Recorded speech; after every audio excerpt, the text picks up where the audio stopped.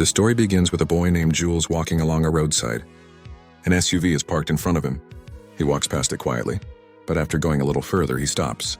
In fact, he is a thief. He returns to the SUV, opens its door, and gets inside.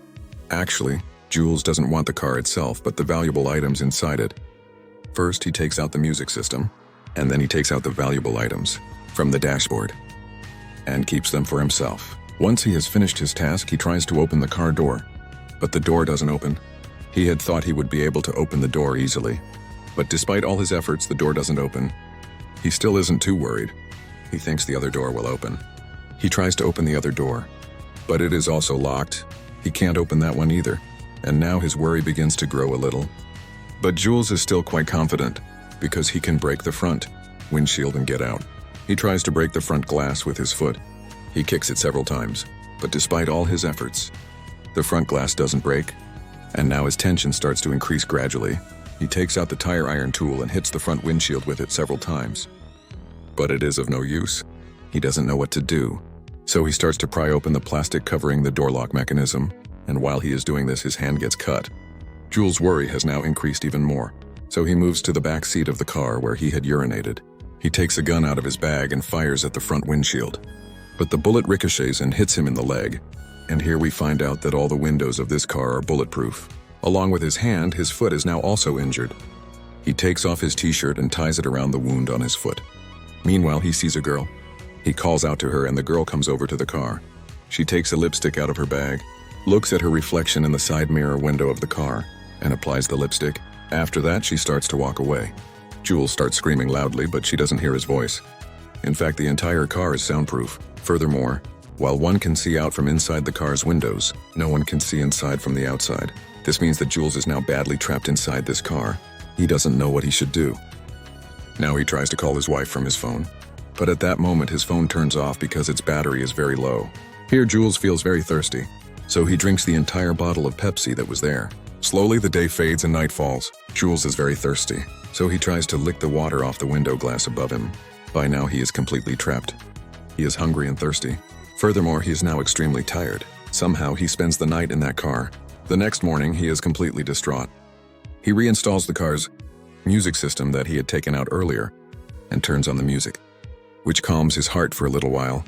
A short time later, the music automatically turns off, and he receives a call from an ID named Me. This call is from Dr. Addy, who owns this car.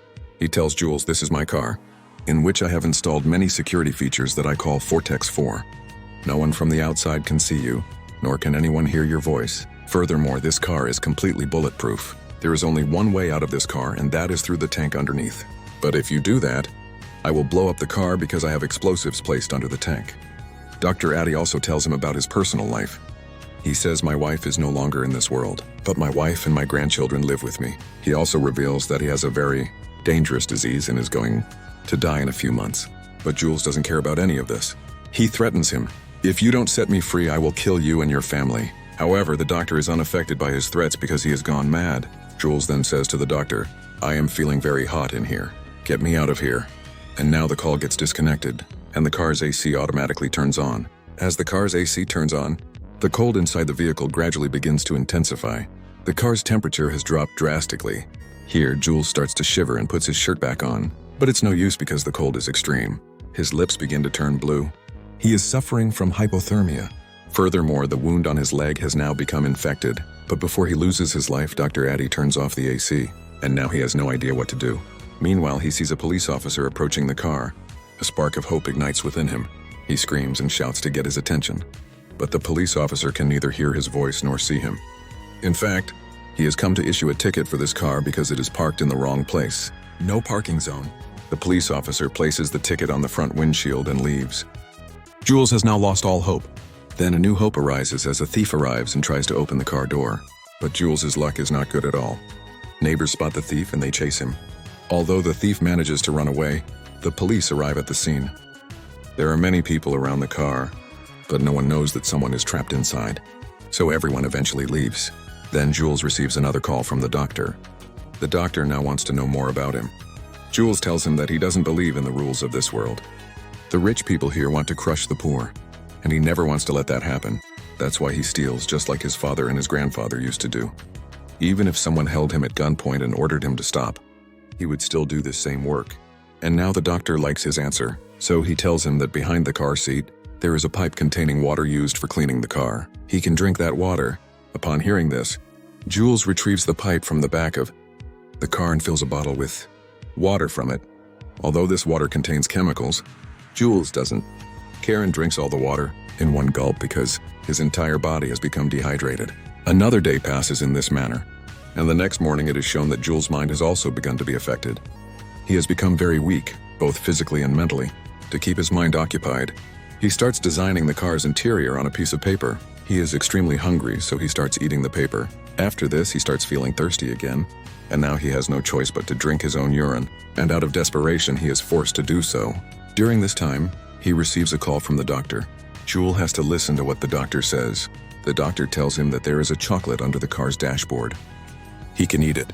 Jules quickly takes out the chocolate and eats it, which gives his body a little energy. He takes out his phone's battery and places it on the dashboard so that it can charge a little from solar energy. And during this, he receives yet another call from the doctor. He tells Jules, "I went to your house where I met your wife and your child. I told them that you had won a $10 million lottery. I lied to them about your work and gave them $1 million and said that they could now buy their new house. That's why they moved out and shifted to the new house." After that, he hangs up. Hearing all this, Jules is deeply hurt that the doctor has reached his family. He now puts the battery, which he had placed on the dashboard, back into his phone, causing it to start. He calls his wife, but she doesn't answer, so he leaves a voice message for her. A little later, it is shown that he repeatedly presses the car's start button, and the car starts. However, the car is in reverse gear. He tries to change the gear, but it doesn't work. Now the car moves backward at high speed, crashes into a wall, and the airbags deploy. He isn't injured, but the car's rear window shatters. He gets out of the car and goes to a cafe at a nearby petrol station, where he starts taking food and drinks. Just then, a security guard arrives. The guard tells Jules that he must pay for the items first, but Jules has no money, so he pulls out his gun and shoots the guard. However, at that moment, his eyes open. He is still inside the car. In fact, he was dreaming. His condition has deteriorated severely. He has no energy left, and he tries to use his gun to take his own life, but there is no bullet in the chamber. At that very moment, he receives another call from the doctor.